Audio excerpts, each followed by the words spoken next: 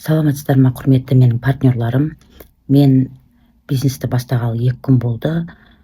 Және бұл бизнеспен бұрын мен 9 жыл занимация еткем. Өте мықты бизнес жасағам, бірақ дегенмен де бұрын қазіргідей білімім жоқ еді. Бірінші бизнесімді мен мынандай тақырыпта бастағым келіп отыр. Бастағаныма 2 күн болса да, бірінші күні 125 000, екінші күн 120 000 ба шығады. Бастай салып осындай доходқа шығу бұл өте күшті. Результат бүгінгі өзіммен контракт түзген уже адамдарға бірінші сабағымды бизнесті қалай істеу керек, қандай адамдармен істеу керек, қандай настроймен істеу керек деген тақырыпта видео жазғым келіп отыр. Негізі бұл бизнесті бастағанда менде қазақстандық бизнесмендерден де, орыс бизнесмендерден де, яғни Россиядағы бизнесмендерден де білім алу мүмкіндігі болды. Сонда маған жақын подход, жақын қарым-қатынас орыстардікі болды. Себебі Азия ұлтты, біздің қазақ, өзбек, қырғыз дегендер, олар ақшаны көреді, эмоциямен істейді. Болды, істеймін деп. Ал орыстар эмоциясыз, бірақ цифраға қарайды, стратегияға қарайды, бизнестің береріне, болашағына, ақшасына, перспективасына қарайды. Бизнесті өте серьезно бастайды. Қазақтар ақша қалайды, бірақ қорқады. Орыстар бірақ ешқандай эмоциясыз конкретно істеймін или істемеймін дейді. Олар бизнесті бастағанда кәдімгідей деловой отношениемен бастайды да, өте серьезно қарайды. Ал Азия ұлтты адамдар, біздің қазақ, өзбек қазақтар, бұл бизнесті бастағанда әйтеуір ақша тапсам болды деп бастайды. Және кез келген адамды жаза бергісі келеді. Бұл бизнес кез келген адамның қолынан келеді. Дегенмен де сіздер бизнес бастап отырғандықтан өте серьезный адамдарды табуларыңыз керек. Бизнес мышлениясы бар, сенімен бизнес партнер болатын, саған құл болып бағынатын емес, не болмаса саған начальник болатын адам емес, кәдімгідей толыққанды саған партнер болатын адам керек. Мысалы, мен осы бизнесті кейбір адамдарға ұсындым да, бірақ ұсынып жатып, уже мен осы адам точно түсінеді, осы адам точно контракт түседі, осы адам точно менімен істейді деген адамдар бар да. Ол адамдар, мысалы, ол адамдарға ұсынғанда бұл істейді ма, істемейді ма деп вообще ойламаймын да. Не үшін? Потому что мен ол адамдарды, себебі мен ол адамдарды білемін да. Тіпті бизнесті бастамай тұрып, әлі ешнәрсе ұсынбай тұрып, мен олардың мен ойлағандай дәрежеге жететінін білемін да. Даже ол адамдарға бизнесті таныстырмай тұрып, короче, сен ол жерден офис ашуың керек, магазин ашуың керек деп ашық айта беремін да. Ол адамдар хорошо, обязательно деп қабылдайды да. Себебі біріншіден ол адамдар маған сенсе керек, менің стратегиялық мышлениямды білетін адамдар маған сенсе керек, және өздеріне сенеді. Сондықтан ең бірінші айтарым, құрметті менің бизнес партнерларым, бүгін мен сіздерді менің командам, менің лидерім деп сөйлегім келмейді. Себебі мен бірінші бизнесте подряд барлық адамды жаза берсем дейтінмін да. Енді опыт жоқ қой, даже мышлением төмен да, қазіргідей емес. Ал қазір мен подряд бәрін жаза бергім келмейді. Конкретный өзім сияқты негізі 10 адам тапсаң, тіпті даже 2 адам тапсаң, долларовый миллионер болуға болады. Даже миллиардер болуға болады. Ал бұл жерде уже 2-ақ күнде мен конкретный 4 адамды жаздым, бірақ қанша адамдар очередьте тұр, жазылайын деп, қосылайын деп. Сондықтан мен сіздерден сұранатыным, бұл бизнесті бастағаннан кейін маркетинг планды серьезно изучать етіңіздер. Знаете, кеше ютубқа мен ашық қойдым да, осы бизнеспен таныстыру видеомды ашық қойдым. Сөйтсем, адамдар қандай компания деп сұрап жатыр да. Уже адамның сұрағынан ақ көп нәрсені түсінуге болады да. Оның сен қандай компания екенін не істейсің? Мен соны түсінбеймін. Мен саған маркетинг планды көрсетіп тұрмын. Мен саған қандай ақша бар екенін көрсетіп тұрмын. Қаншама мүмкіншілік бар екенін көрсетіп тұрмын. Қаншама жолы бар екенін көрсетіп тұрмын. Енді шексіз ақша бар екенін көрсетіп тұрмын да. А сен қандай компания деп сұрайсың да. Күлкім келеді да. Біріншіден мәселе қандай компания емес, қандай маркетинг план деп сұрау керек грамотный адам. Маркетинг планы қандай деп сұрау керек. Мүмкіндігі қандай, шарттары қандай деп сұрау керек. Понимаете? Және бұрынғы бизнесте бізге ешқашан ақшаны ашық көрсете алмайтын. Ал бұл жерде кез келген адам кабинетін ашады да, саған күнделікті түсіп жатқан доходын көрсете алады. 2 айдан кейін уже алған пенсиясын көрсетіп жатыр. 2 жылдан кейін алған пенсияларын көрсетіп жатыр, премияларын көрсетіп жатыр, көз алдыңда бүгінгі түскен доходын көрсетіп жатыр. Және мынандай да, автобонусқа ай сайын жіберіліп жатқан ақшаны көрсетіп жатыр, жилищный бонусқа ай сайын жіберіп жатқан ақшаны көрсетіп жатыр. Прямо көз алдыңда көрсетеді фактіні да. И бұрынғы бизнесте бізге вообще көрсетпейтін, үлкен ақшаны обещать ететін да, бірақ ешқайсысы личный кабинетін ашып ақшасын көрсете алмайтын. Ал біз ол кезде баламыз, бизнестегі баламыз да, адамға сеніп деп келе бергенбіз да. Негізі мен бұндай сетевой бизнесті бастамаймын деген шешім қабылдаған едім. Дегенмен де менде өте үлкен ақша табу ниетім пайда болды. Құдайға шүкір, жас емеспіз, ақшадан аш та емеспіз. Дегенмен де мені қызықтыратын үлкен ақша және пассивный ақша керек болды. Мен 51-демін, психологияны өте терең меңгердім, шынайы құдай жолын меңгердім. Мен қазір ақшаның заңдылығын адамның деңгейінде де, құдайдың заңдылықтарының деңгейінде де меңгердім да.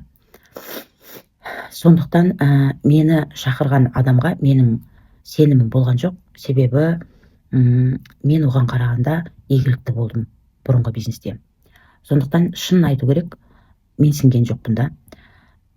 Бірақ сол адамға 1000 алғыс, оны естпегендіктен басқа одан үлкен, уже айына 10 миллион табатын адам арқылы маған шықты. Әйтеуір амалдап 1 ай дегенде әйтеуір осы кездесуге қол жеткізді. Кездесуге барғанда мен негативна отырдым. Себебі маған қандай компания екені маңызды емес, қаншалықты шын мәнінде ақша бар, қаншалықты ашық, қаншалықты шын адал бизнес. Бірақ мені бизнеске шақырған адамның өте адал, бывший военный адам екенін білем. Оның адами қасиетіне мен сенімді болдым. Бірақ қаншалықты оның маған ұсынып отырған бизнесі терең, ақшалы екеніне күмәндандым. Ресторанға барғаннан кейін олар маған бизнес туралы айта бастады. Бірақ сол моментте мен сразу кабинетімді аштым, маған ақшаңды көрсетші дедім. Ақшаң ұнаса, дальше сөйлесем дедім. Ақшаң ұнамаса, мен сөйлеспеймін. Себебі мен 1 жыл, 2 жылдан кейін қиналып, ақша табу керек дегенді қазір қабылдамаймын. Мен бизнестен сразу ақша алуға болады дегенге сенімдімін. Мені шақырған танысым 1,5 ай ғана істеп жатыр. Личный кабинетін ашып, әр күнгі қыздар, жігіттер, әр ай емес, әр күнгі доходын көрсеткенде мен шок болдым. Әрине 100 мың, 170 мың көрдім, 200 мың көрдім, 50 мың көрдім. Енді орта есеппен даже алғанда да жарайды, күніне 50 мың түскен бизнес бола қойсыншы, соның өзінде де тамаша мүмкіндік деп, жарайды, онда бизнесті айтыңдар, мен тыңдайын дедім. Бірақ 5 минуттың ішінде мен шешім қабылдадым. Мен істеймін дедім. Себебі мен ақшаны көрдім. Әлі қатты доходтың түрлерін білмесем де, маған күнделікті түсіп тұрған ақша уже жеткілікті болды. Сөйтіп те сразу решение қабылдап, ертесіне бастадым. Бірінші күні бастадым, екінші күні сразу уже 125 мың теңге доход алдым. Үшінші күнге 120 или 125 мың тағы шығады. Бүгін үшінші күнім. Сіздерге бүгін не айтайын деп отырмын? Құрметті менің бизнес партнерларым. Маған ептеп септеп бизнес істейтін адамдар керек емес. Маған ептеп септеп адамдарды бизнеске шақыратын, қосатын адамдар керек емес. Мен сіздерге шын жүрегіммен кеңес бергім келеді. Ең бірінші, бизнесті өздеріңіз өте серьезный, терең деңгейде меңгеріп алыңыздар. Одан кейін адамға өзіңіз сенген кезде, өзіңіз уже перспективаға көзіңіз жеткен кезде, уже басқаларға да уверенно айта аласыздар. Сондықтан менің сіздерге кеңесім, барлық адамға ұсыныңыздар, бірақ адамды жалынып, уговаривать етіп, алдап, мәймөңкеленіп шақырғанда қойыңыздар. Маған өзім сияқты серьезный, өте крупный ақша тапқысы келетін, бизнеске серьезно қарайтын адамдар керек. Бизнесте біреулер мамочка болып алады да, астындағы келген адамдардың барлығына өзі көмектеседі. Яғни қолма қол көмектеседі да. Адамға балық бермеу керек, адамға қармақ беру керек. Міндетті түрде көмектесеміз. 80% былай қарағанда бизнес біздің мойнымызда, бірақ адам өз қолымен 20% істеу керек. Яғни біздің көмектесуіміз деген ол білім беру. Себебі кез келген игілік бұл 80% психология. Яғни ішкі жай күйі, ішкі білімі, ішкі деңгейі, ішкі әлеміндегі білімі мен жай күйі жоғары адам ғана үлкен ақша табады. Ол жағынан мен профессиональный нөмір бірінші психолог, құдай танушы ретінде білімімді аямаймын. Адам қорыққаннан істемейді, бірақ қорқыныш деген ол адамның табиғаты емес. Просто адамда травма бар, блоктар бар, сондықтан адамдар қорқады. Ал егер мен профессиональный психолог ретінде кез келген адамның қорқынышын алып тастасам, адамның ішіндегі травмасын алып тастасам, ол адам менсіз де космосқа ұшатын болады. Понимаете? Поэтому шын мәнінде қалаймын үлкен ақша, бала шағам бар артында, әжептәуір өмір сүріп тастадым, крупный ақша тапқым келеді, 1-2 жыл жұмыс істеп, вообще пассивный доходта отырғым келеді, вообще кейін жұмыс істемегенді қалаймын, үлкен ақша тапқым келеді деген серьезный адамдарды іздеңіздер. Адамның ақша табам и бизнеске өте адал қарым-қатынас жасаймын деген ниеті болуы мүмкін, бірақ қорқуы да мүмкін, білімі де жетіспеуі мүмкін, бірақ самый главный адамның ниеті. Үлкен ақшаға дайынмын және адал істеуге дайынмын деген адам болса, болды. Үшіншісі, білім алуға дайынмын деген. Себебі адам қорқайын деп қорқпайды, оның ішіндегі блоктары ғана. Егер өзінің табиғатына, бастапқы табиғатына, бүкіл блоктарын алып тастап, бастапқы табиғатына келтіретін болсам, ол адамдар қорқу дегенді вообще білмейтін болады. Түсінесіздер ме? Сондықтан бұл бизнеске келгенде кейбір тіпті көп адамдар лишь бы адамды жазсам болды деп ойлайды. Екінші түрлер бар, товар сатумен айналысады. Мен 9 жыл осындай бизнесте жүріп 1 грамм товар сатпағанмын. 1 грамм товар сатпағанмын. Шындап келгенде товарларды білмейтінмін де. Жақсы. Себебі мен адамдарды товарға шақырмағам. Мен адамдарды бизнеске істегем. Шын мәнінде ол жерде өте аз товар болды және өте қымбат болды. Біз товарды жай бизнес үшін сатып алатынбыз. Ал енді мына компанияда енді сөзім жоқ, барлық товар шын мәнінде өмірде керек товарлар.